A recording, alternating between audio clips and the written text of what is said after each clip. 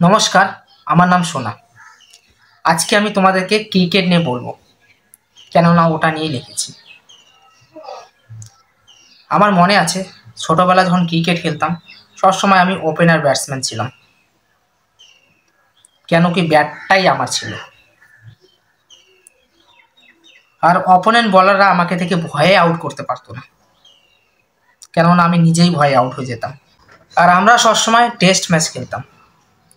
আমাদের test match আবার অন্যরকম হতো, 10 মিনিটে অল আউট হয়ে যেত দুটো টিমেরই। আর বলার, এরকম বলার হতো ওয়ার্ল্ড ক্রিকেটে আজ পর্যন্ত আসেনি।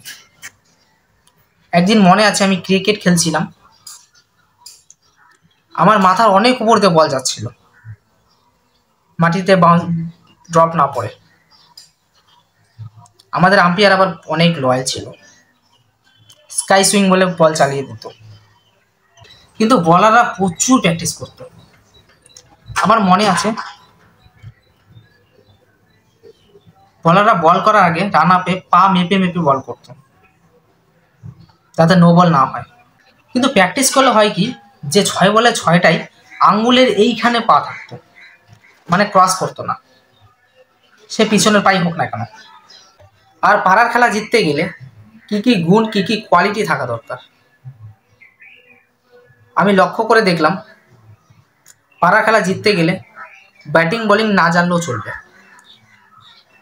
কিন্তু ঝগড়াটা জানতে লাগবে। এমন 50 রান কি করে হলো, আগের ওভারে তো 30 ছিল। এভাবেই ম্যাচ জিতা যায়। লাইক করো।